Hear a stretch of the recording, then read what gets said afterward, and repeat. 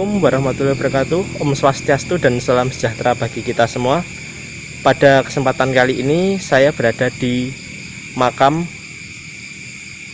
Ki Ageng Buwono Keling, dan sekarang saya ada di makam yang di bagian badannya, tepatnya di Dusun Jati. Dan ada apa saja di dalamnya? Jangan kemana-mana, ikuti kami di Kusumo Waringin.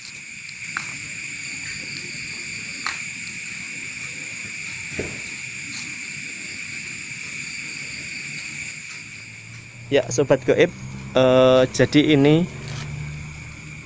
pemandangan atau keadaan di dalam lingkungan makam. Ini adalah makam Ki Ageng Buwono Keling, dan ini adalah makam badannya, jasad badannya. Nanti untuk kaki dan kepalanya berada di tempat lain. Jadi ini pohon yang besar ini adalah pohon sono. Dulu beliau Ki Ageng Buwono Keling mempunyai dua ajian atau dua senjata. Yang pertama adalah kitab Pancaseno atau Pancasona, dan yang kedua adalah tongkat Sono Keling. Dan kedua pohon ini menurut cerita yang saya dengar berawal dari tongkat Sono Keling yang ditancapkan dan menjadi dua pohon yang besar ini. Ya, ini untuk makam bagian dalamnya. Dan di sini masih ada beberapa orang yang menyempatkan diri untuk bersemedi atau sekedar menaruh dupa.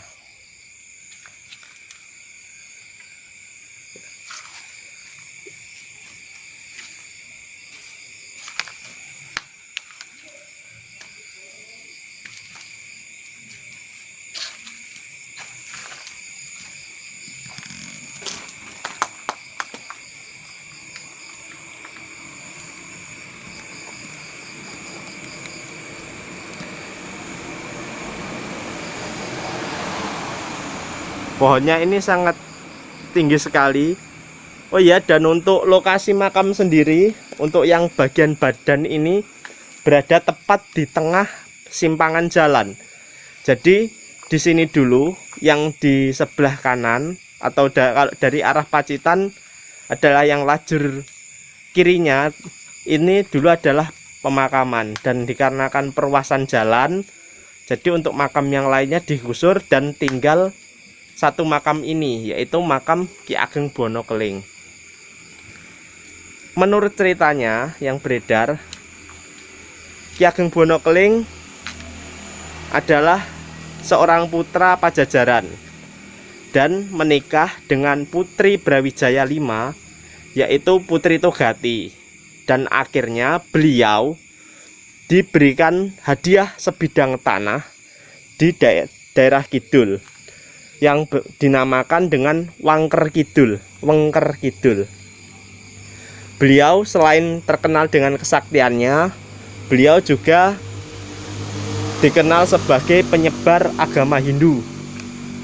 Dan pada masa itu, karena beliau menikah dengan Putri Majapahit, maka dia juga harus tunduk pada pemerintahan Majapahit pada masa itu. Dan dikarenakan kesaktiannya, pada saat ada pertikaian antara penyebar agama Islam dan beliau, ini terjadi peperangan, dan beliau tidak mampu untuk dibunuh dengan begitu saja karena kesaktiannya. Dan akhirnya badannya dijadikan menjadi tiga, atau setelah dibunuh jasadnya dibagi menjadi tiga. Dan di sini adalah badannya, dan nanti kita akan menuju lokasi kedua, yaitu kepala, dan lokasi ketiga adalah di kakinya. Untuk ceritanya selanjutnya seperti apa dan lokasi di kaki serta di bagian kepalanya seperti apa, jangan kemana-mana, tetap bersama kami di Kusumo. Berjumpa lagi Sobat Goib. Kesempatan ini kita akan langsung menuju ke makam Ki Ageng Bonokeling yang bagian kepala. Mari langsung ke sana saja untuk mempersingkat waktu. Tetap bersama kami di Kusumo Waringin.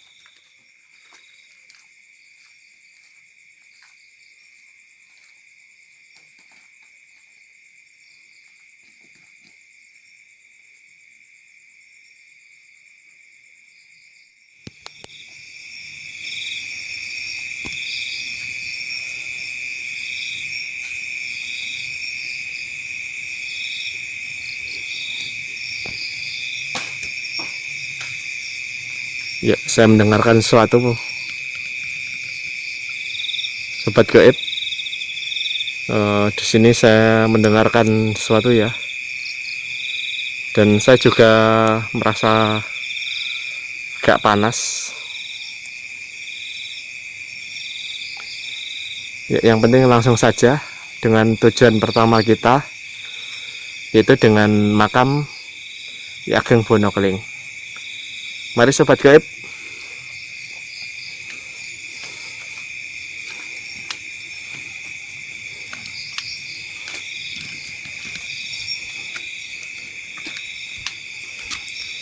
Ya, jadi ini adalah makam beliau Ki Ageng Bonokeling,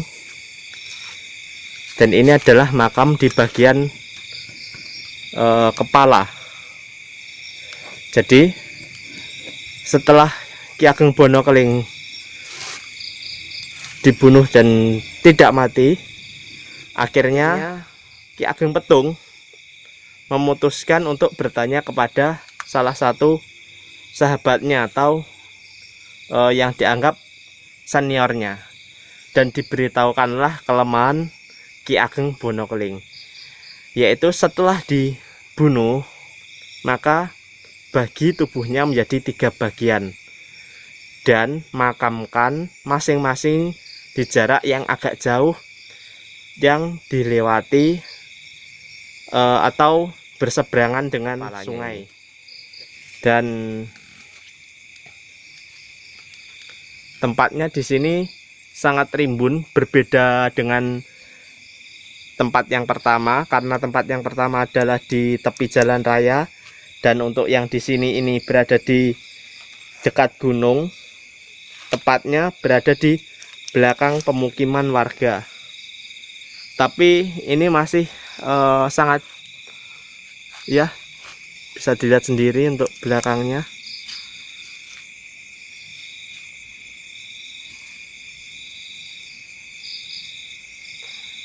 Tapi untuk energi yang di sini ini masih terasa kadigdayan kasantosan dari Ki Ageng Bonokeling. Jadi masih banyak juga digunakan untuk para peziarah-peziarah yang ingin sekedar mampir ke sini.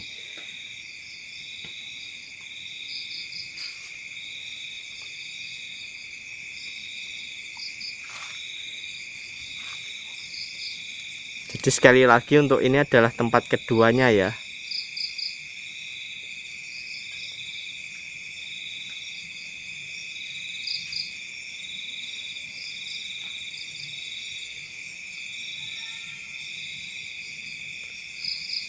Saya tadi mendengar kayak ada teriakan.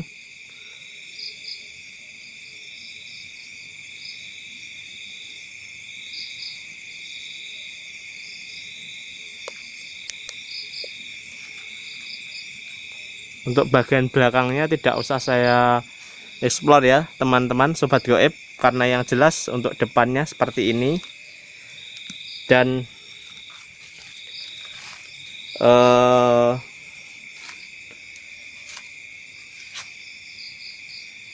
saya ulangi lagi, untuk energinya masih sangat terasa digdayan kasantosannya di sini.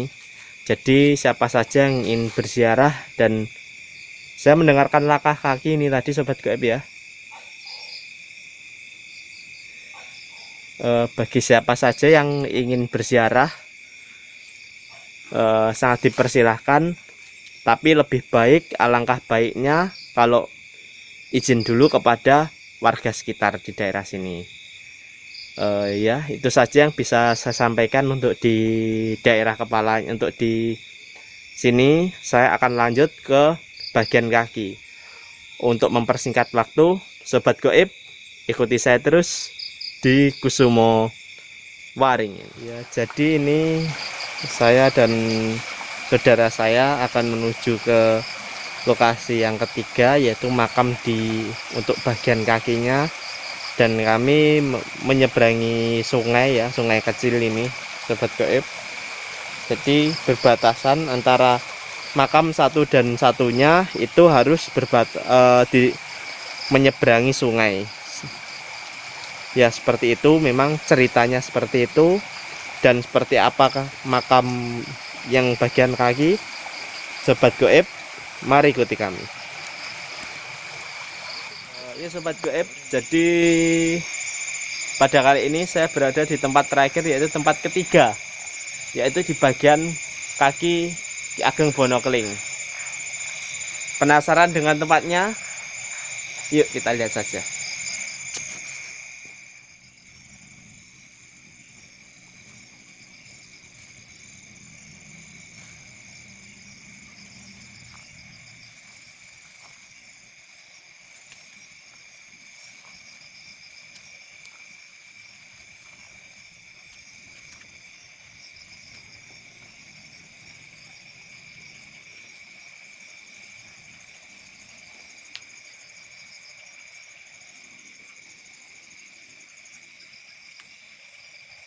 Jadi sobat goib, ini adalah untuk tempat ketiganya, bagian kaki, ya.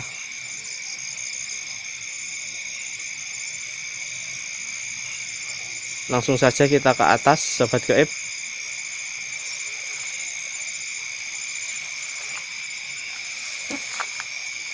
Untuk yang bagian kakinya ini berada di tengah sawah, ya sobat goib, ya. Jadi ya, ini berada tepat di tengah sawah kita ini. Dan banyak sekali serangga di sini, sobat goib. Jadi maaf kalau kadang saya gambarnya gerak dan kurang fokus pada sesuatu. Ya, ini adalah di bagian 3, di tempat kakinya Ki Ageng Bonokeling. Ya.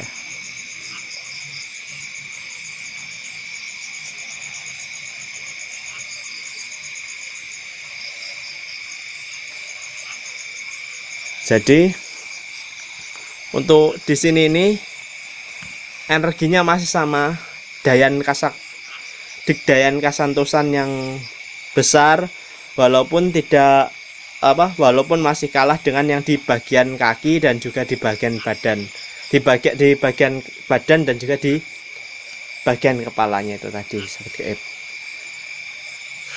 Dan untuk di sini sendiri, dari warga sekitar tadi, di sini masih sering didatangi orang-orang dari luar kota, biasanya dari Malang ataupun dari Bromo, dari Probolinggo atau dari mana, masih sering di sini. Jadi karena beliaunya ini, Ki Ageng Bonokeling, adalah salah satu penyebar agama Hindu pada masa itu. Dan tidak bisa dipungkiri, karena ketakutannya atau karena rasa waspada dari Ki Ageng Petung pada masa itu, jadi setiap makam ini tadi masih memiliki energi yang mengelilingi, seperti masih ada pagarnya juga. Jadi kalau orang dulu itu saktinya luar biasa. Dari dulu pada tahun berapa itu sampai sekarang, untuk sobat gaib, energi ininya, pagarnya, dan juga energi Digdayan kasantosannya itu masih terasa sangat terasa, bisa saya katakan sangat terasa sekali. Orang dulu itu memang luar biasa, banggalah menjadi orang Indonesia. Jadi kalau dilihat dari ini masih ada dupa dan juga kendi dan lainnya. Mungkin beberapa waktu yang lalu masih ada orang-orang yang kesini dan melakukan ritual entah apa itu, atau sekedar menyambangi makam saja atau melakukan sesuatu ritual pun kita juga kurang mengetahui. Tapi sangat disarankan untuk sobat goib yang ingin menyambangi makam, entah makam apapun itu, yang jelas tempat keramat atau tempat-tempat yang tempat-tempat yang sakral, jangan lupa salamnya. Langsung saja setelah ini saya akan menjawab beberapa pertanyaan yang sempat ditanyakan oleh rekan-rekan yang tidak bisa hadir. Untuk mempersingkat waktu, langsung saja. Setelah mendatangi ketiga tempat tadi, apa saja yang Mas ingin rasakan? Jujur aja Mas. Ya, jadi Mas dan sobat goib, jujur yang saya rasakan adalah pagar goib yang dibuat oleh pendahulu itu masih luar biasa sekali, dan juga ilmu kadigdayan kasantosan yang dimiliki oleh Ki Ageng Wonokeling ini masih sangat terasa di tiga tempatnya. Bayangkan kesaktian apa itu, atau ilmu macam apa itu, sobat goib. Kalau sobat goib masih penasaran, langsung saja datang ke sini. Langsung saja datang. Jadi kalau sobat goib penasaran, langsung saja datang ke lokasinya. Dan yang paling besar adalah di bagian kepalanya itu tadi. Bagian kepala, badan, dan yang terakhir adalah yang di kaki ini. Cuman untuk yang di bagian kaki ini, atau di tempat sekarang kita berada ini, saya berada ini, tempatnya sangat sejuk, sangat ayem karena kita berada di tengah sawah. Jadi udaranya kita dapat, keheningannya pun kita juga dapat. Kalau kita mau sekedar kesini untuk sowan atau sekedar ingin berdoa sesuai kepercayaan kita masing-masing, silahkan. Tapi kalau kalian sobat goib ingin merasakan sesuatu yang menarik dan sangat energi kadigdayan yang sangat besar, atau energi sesuatu yang menggeregetkan, silahkan datangi di tempat yang kedua itu tadi, yaitu di bagian kepala. Itu tanya saja yang daerah warga sekitar yang berada di pinggir jalan, nanti pasti diantar kok. Karena warga-warga di sini tuh ramah-ramah semuanya. Saya acungi jempol. Dan untuk penunggu lainnya atau hal-hal yang lainnya yang di daerah situ, karena yang di bagian kepala itu memiliki kadigdayan kasantosan yang paling tinggi, di situ ada sesuatu yang tepatnya di belakang makam tepat itu. Sobat goib harus agak waspada ya. Di situ ada yang suka mengagetkan dan juga memberikan benturan yang cukup terasa. Walaupun saya tidak menyampaikan di dalam video atau tidak sempat merekamnya, memang saya tidak sempat merekamnya. Tapi ada juga beberapa interaksi ini tadi di sana yang sempat terekam, seperti suara langkah kaki dan ada suara sesuatu di sana, itu sempat terekam itu tadi. Tapi untuk benturannya maaf sekali itu tadi tidak sempat terekam. Dan untuk di kedua tempat, yaitu yang di sini dan di bagian badan, itu justru energinya di sana untuk penunggunya stabil. Bahkan yang di pohon besar itu tadi sangat bijaksana sekali, yaitu memberikan waktu dan memberikan kesempatan bagi kita. Jadi kita harus selalu yakin dan kita harus percaya bahwa mereka itu ada. Tapi jangan takut. Kita tidak boleh takut kepada mereka, tapi kita tetap harus waspada. Jadi itu, kita tidak boleh takut, tapi kita tetap waspada. Dalam arti kita tetap menghormati mereka. Jadi sobat gaib, ini yang bisa saya sampaikan. Kurang lebihnya saya mohon maaf. Untuk saran dan juga segala sesuatunya unek-unek, silahkan masukkan saja ke kolom komentar. Nanti pasti akan langsung dapat tanggapan dari kami. Dan untuk alamat lebih lengkapnya, saya rasa di Google Map itu ada. Dan jangan lupa sebelum mengunjungi tempat seperti ini, izin kepada warga sekitar. Karena kalau ada apa-apa, pasti warga sekitar akan menolong kita. Anda segan, Anda sopan, warga sekitar pun pasti juga segan. Sekian dari kami, kurang lebihnya mohon maaf. Wassalamualaikum warahmatullahi wabarakatuh. Om Swastiastu dan salam sejahtera bagi kita semua. Salam sobat gaib.